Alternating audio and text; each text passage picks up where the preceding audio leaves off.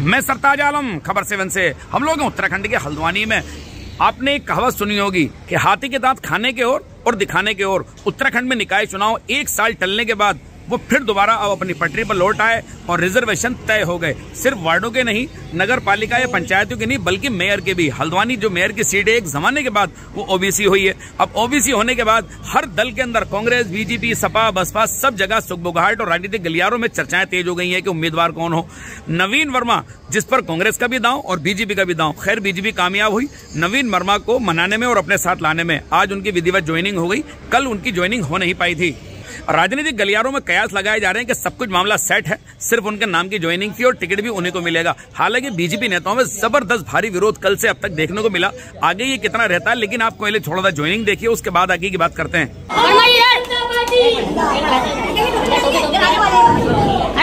टोपी बनाने वाले उल्टी हो गई, उल्टी उल्टी उल्टी।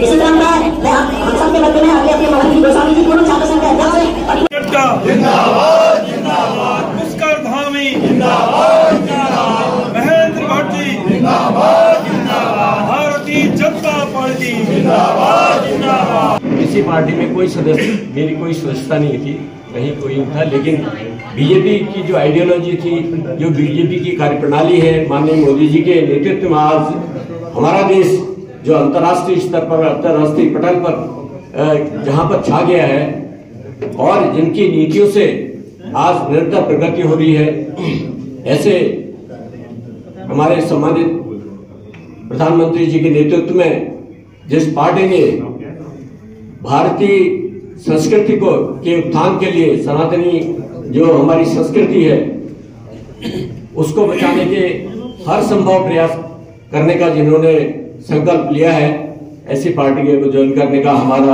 परम सौभाग्य प्राप्त हुआ है।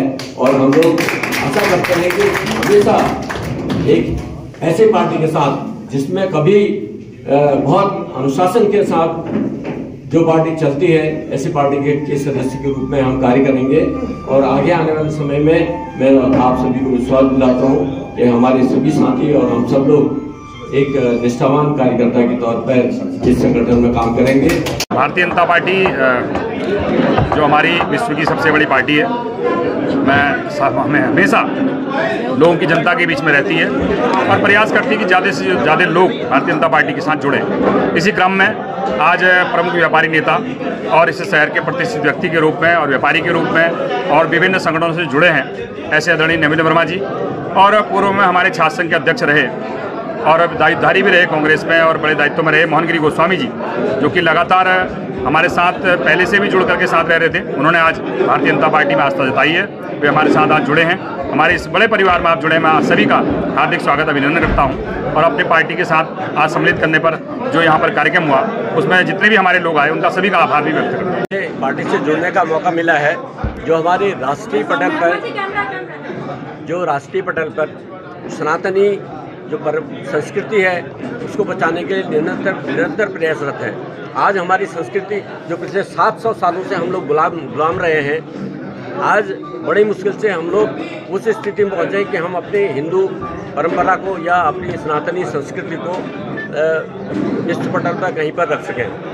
ऐसे माननीय हमारे प्रदेश के हमारे धामी जी और हमारे पूरे विश्व पटल में जिन्होंने इस देश का नाम रखा है और इसको उस पटल में जो हमारी संस्कृति को, सनातनी परंपराओं को जो दिया है माननीय श्री मोदी जी, उनके नेतृत्व में पार्टी ज्वाइन करने का मौका मिला है। और बहुत अच्छी एक बात यहाँ पर निकल के आ रही है कि हम एक अनुशासित सिपाही के तौर पर एक साधारण सदस्य के रूप में आज पार्टी ज्वाइन कर रहे हैं। और हमारा कोई ऐसा उद्देश्य नहीं है कि हम आगे किसी प्रकार की कोई वो रखते हैं कि लालसा आज तक नहीं रखी है।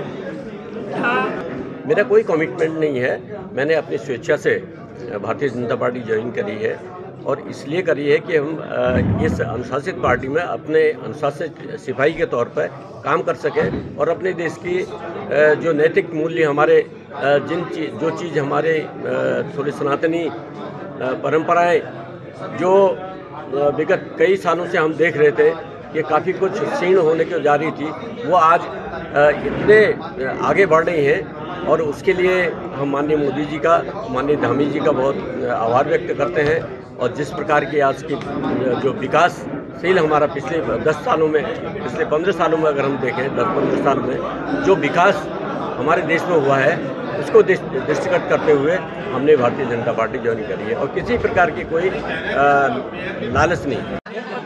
देखिए, वर्मा जी ने अपने भाषण में कहा कि मैं 10 साल से सामाजिक काम करता हूँ और मुझे मोदी जी की विचारधारा पसंद है और मैं समझता हूँ पूरे हिंदुस्तान के हर व्यक्ति को मोदी जी की विचारधारा पसंद है और सब लोग भारतीय जनता पार्टी में प्रत्यक्ष या अप्रत्यक्ष रूप से काम करते हैं। और निश्चित रूप से बड़ी खुशी है, व्यापारियों के बड़े नेता हैं मोहन गिरी जी, पूर्व कांग्रेस से राज्य मंत्री रहे, तो लोग हमारे साथ जुड़ रहे हैं और जो जुड़ता है उसका स्वागत है।